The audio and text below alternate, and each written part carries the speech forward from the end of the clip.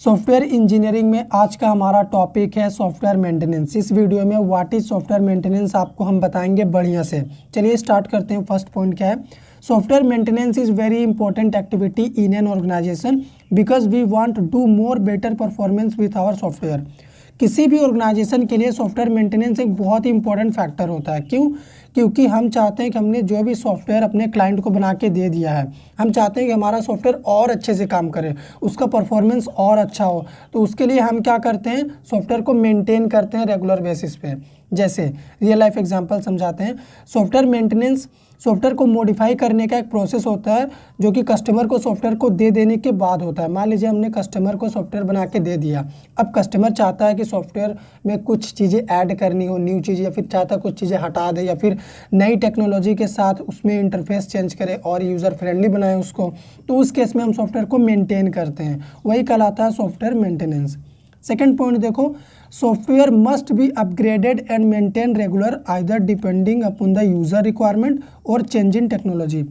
या तो user requirement के अकॉर्डिंग सॉफ्टवेयर को अपग्रेड और मेंटेन करना जरूरी होता है, ठीक है, या तो नई टेक्नोलॉजी के अकॉर्डिंग सॉफ्टवेयर को मेंटेन करना जरूरी होता है। अगर आप ऐसा नहीं करेंगे, मान लीजिए टेक्नोलॉजी चेंज हो रहा है और आप टेक्नोलॉजी के साथ आगे नहीं बढ़ रहे हैं, तब क्या होगा? आपका प्रोडक्ट धीरे धीरे मार्केट से गायब हो जाएगा। रियल लाइफ एग्जांपल आप माइक्रोसॉफ्ट को लीजिए ना, MS ऑफिस स्टार्टिंग में 2003, 2007, 2009, ठीक है, 2013, 2016 का वर्जन यूज़ होता था। अभी लेटेस्ट वर्जन क्या है? 2019 यूज़ किया जा रहा।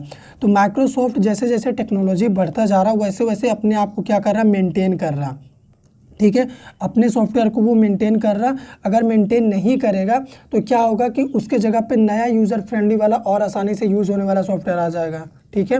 इसीलिए सॉफ्टवेयर को मेंटेन कर रहा रेगुलर बेसिस पे, ताकि हमारे जो क्लाइंट है वो हमसे अलग ना हो, हमारे ही प्रोडक्ट को यूज़ करते रहे।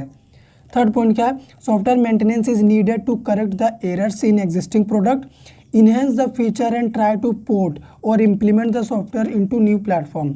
सॉफ्टवेयर मेंटेनेंस की ज़रूरत क्यों पड़ती है? जो भी हमारा प्रोडक्ट पहले से ही बना हुआ है उसमें जो भी एरर है उसको करेक्ट करने के लिए मेंटेनेंस करते हैं हम, और साथ ही साथ उसमें कुछ नए फीचर को ऐड करने हो तो हम मेंटेनेंस देते हैं, ठीक है। और हम चाहते हैं कि हमारा जो सॉफ्टवेयर हमने बनाया है वो एक प्लेटफॉर्म में ही रन कर रहा, मान लो विंडोज़ OS में ही रन कर रहा, हम चाहते हैं मैक OS में भी रन करे, एंड्रॉयड में भी रन करे। तब क्या होगा? हम उसको मेंटेन करेंगे और हम क्या करेंगे? उसको इस लायक बनाएंगे कि वो नए नए टेक्नोलॉजी नए नए प्लेटफॉर्म में रन करे, ठीक है। नंबर फोर्थ क्या है? In earlier days, software maintenance was the most neglected area by an organization. पहले सॉफ्टवेयर मेंटेनेंस के ऊपर कोई ध्यान ही नहीं देता था, सब बोलते थे बना के दे दिया काम खत्म। लेकिन आज के टाइम पे but in current trend we provide more focus on software maintenance in comparison to software development. Software development से ज़्यादा आजकल सॉफ्टवेयर मेंटेनेंस पे ध्यान दिया जा रहा है। मान लीजिए हमने एक सॉफ्टवेयर बना के अपने क्लाइंट को दे दिया, अब क्लाइंट चाहता है कि इसमें और चीज़ें आ जाए, तो इसका मतलब ये नहीं कि हम नया सॉफ्टवेयर बना के उसको फिर से दे देंगे। हम क्या करेंगे? उसी सॉफ्टवेयर को जो हमने डेवलप किया था उसी को मेंटेनेंस दे देंगे, उसी में चीज़ें ऐड कर देंगे, ठीक है। पहले के टाइम में क्या होता था? क्लाइंट का रिक्वायरमेंट आ रहा कि और नई चीज़ें ऐड करनी है, तो डेवलपर क्या करते थे? सॉफ्टवेयर नया सॉफ्टवेयर बना के फिर से दे देते थे अपने क्लाइंट को। लेकिन ऐसा आजकल नहीं होता, उसी सॉफ्टवेयर को मेंटेन करके उसमें नई चीज़ें क्लाइंट के रिक्वायरमेंट के अकॉर्डिंग ऐड करके आज हम दे देते हैं। इसीलिए सॉफ्टवेयर मेंटेनेंस आज का बहुत ही कॉमन फैक्टर है, सॉफ्टवेयर डेवलपमेंट से ज़्यादा फोकस किया जाता है इंडस्ट्री में, ठीक है। अब हम आपको बता रहे हैं टाइप्स ऑफ सॉफ्टवेयर मेंटेनेंस, कितने टाइप से हम सॉफ्टवेयर को मेंटेन कर सकते हैं। पहला टाइप होता है करेक्टिव मेंटेनेंस। ये क्या होता है? The problems reported by the user at a time of using the software product is called corrective maintenance. ऐसा प्रॉब्लम जो यूज़र के द्वारा फाइंड किया जाता है और डेवलपर को बताया जाता है, फिर डेवलपर उसको फिक्स करते हैं, उस तरह के प्रॉब्लम को हम, उस तरह के मेंटेनेंस को हम करेक्टिव मेंटेनेंस बोलते हैं, ठीक है। और ये प्रॉब्लम यूज़र ही सिर्फ फाइंड करता है, ठीक है, जब वो सॉफ्टवेयर को यूज़ करता है और अपने डेवलपर को बताता है तो वो फिक्स करके दे देता है। सेकेंड है एडेप्टिव मेंटेनेंस। ये क्या होता है? The adaptive maintenance describe it has the ability to run on different platform, different OS and change in GUI depending upon the user, depending upon the new software or hardware. Adaptive maintenance में क्या होता है? हम software को update तथा modify करते हैं ताकि हमारा जो सॉफ्टवेयर है वो नए नए प्लेटफॉर्म में रन कर सके, नए ऑपरेटिंग सिस्टम के साथ रन कर सके, नया GUI हम प्रोवाइड करते हैं अपने सॉफ्टवेयर को, ठीक है। इस तरह का मेंटेनेंस को हम बोलते हैं एडेप्टिव मेंटेनेंस, और एडेप्टिव मेंटेनेंस डेवलपर के द्वारा किया जाता है, ठीक है। डेवलपर खुद ही अपने प्रोडक्ट में कुछ चीज़ें, नई चीज़ें लाना चाहता है या फिर उसके इंटरफेस को चेंज करना चाहता है, तब वो किया जाता है एडेप्टिव मेंटेनेंस। थर्ड हो गया प्रिफेक्टिव मेंटेनेंस। ये क्या होता है? This maintenance will describe that a software should be support new feature, different functions, and we can extend the software according to user requirement. Perfective maintenance क्या होता है? इसमें हम सॉफ्टवेयर को लंबे टाइम तक यूज़ कर सके, इसलिए सॉफ्टवेयर को अपडेट और मॉडिफाई करते हैं, ठीक है, ताकि हमारा जो सॉफ्टवेयर है वो लंबे टाइम तक मार्केट में रहे और उसे यूज़र यूज़ करे।